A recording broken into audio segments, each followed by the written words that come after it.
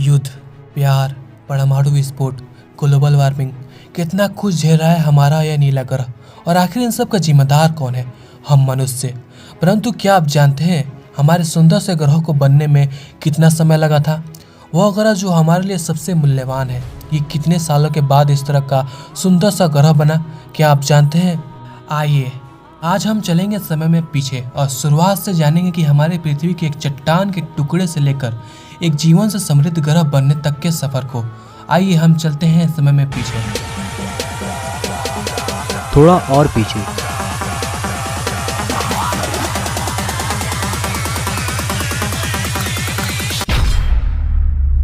आज से करीब 4.6 अरब साल पहले सौरमंडल और एक नया जन्मा तारा जिसके चारों ओर धूल और चट्टान चक्कर काट रहे हैं।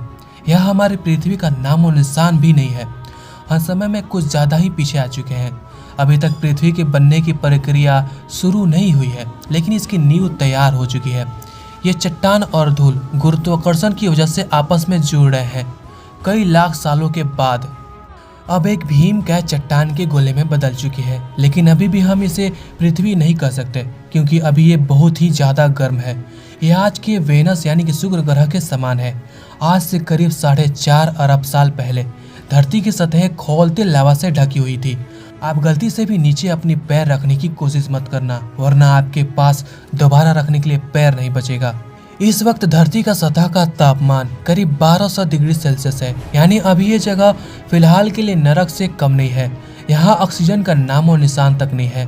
धरती पर लगातार एस्टेरॉयड की बरसात हो रही है जो सतह पर कई किलोमीटर लंबे खौलते लावा का निर्माण कर रहे हैं। और ये एस्टेरॉयड कहीं दूर के नहीं है, बल्कि ये धरती के पड़ोसी है जो लगातार उससे टकरा रही है।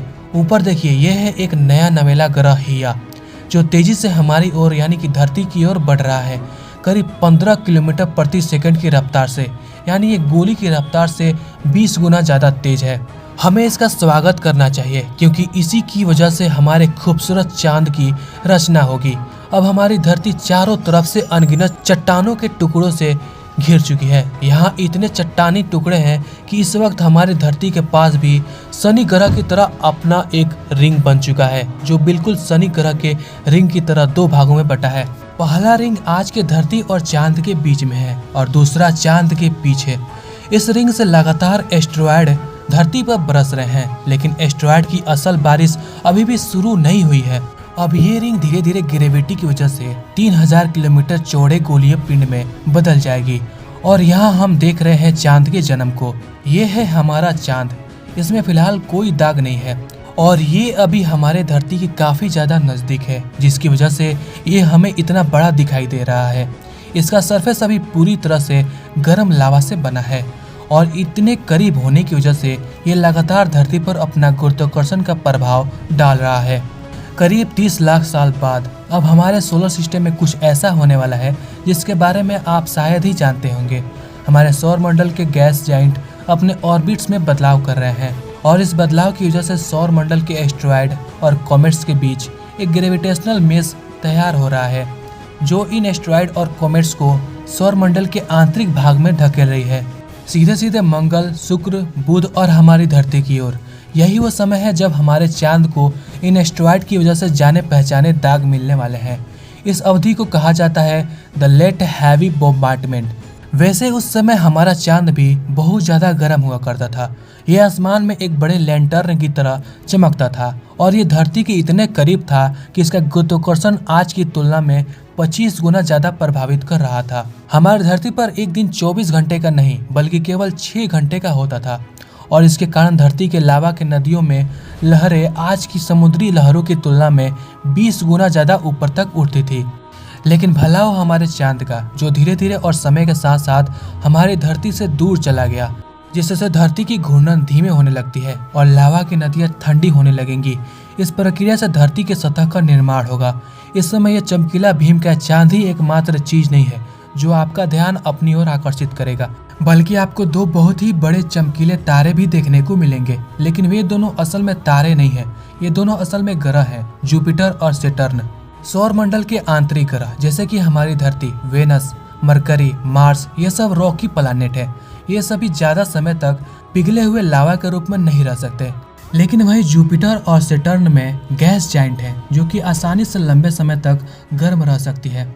धरती के जन्म के इस समय काल में जुपिटर का टेम्परेचर 5000 डिग्री सेल्सियस और सैटर्न का टेम्परेचर 3000 डिग्री सेल्सियस था। इसका मतलब है हमारा जुपिटर उस समय हमारे सूरज से भी ज़्यादा चमकीला था। जैसा कि साइंटिस्ट कहते हैं, तारे अपने जीवन के साथ साथ और अधिक चमकीले होते जाते हैं। तो उस समय हमारा सूर्य आज से करीब 30% कम चमकीला था, परंतु 4 अरब साल के लंबे अवधि में 6 ग्रह भी धीरे धीरे ठंडी हो जाएंगी। आइए चलते हैं वापस हमारी धरती पर। धरती का एटमॉस्फेयर में अभी फिलहाल एक ही गैस है, मीथेन। आप गलती से भी यहाँ सांस मत लेना, वरना कुछ मिनटों में ही आपकी मौत हो जाएगी। लेट हैवी बम्बार्डमेंट के दौरान धरती पर लगातार कॉमेट्स की बरसात हुई थी, जिन्होंने अपने साथ धरती पर पानी का परिवहन किया। इस पानी ने धरती पर समुद्र का निर्माण किया। धरती अब चारों तरफ से समुद्रों से घिरी हुई थी, लेकिन यहाँ ना तो पैर रखने के लिए जमीन था और ना ही सांस लेने के लिए ऑक्सीजन। हमारी धरती अभी कुछ हद तक पृथ्वी कहने लायक बन चुकी है, लेकिन अभी भी इसमें जीवन का बीज नहीं पनपा है। आखिर इसके बाद क्या हुआ था और धरती पर जीवन की शुरुआत कैसे हुई थी, इस पूरे कहानी को जानने के लिए आप प्लेलिस्ट की अर्थ सीरीज में जाकर देख सकते हैं। इसके अलावा आपको वीडियो का लिंक डिस्क्रिप्शन में और ऊपर आई बटन पर मिल जाएगी, आप जाकर वहां से भी देख सकते हैं। तो आज के लिए बस इतना ही। अगर आपको ये वीडियो पसंद आया है तो इसे लाइक और अपने दोस्तों में शेयर जरूर करें। अगर आप नए हैं तो चैनल को सब्सक्राइब भी जरूर कर लें। तो अब मिलते हैं एक और इंटरेस्टिंग टॉपिक के साथ। तब तक के लिए जय हिंद, बाय।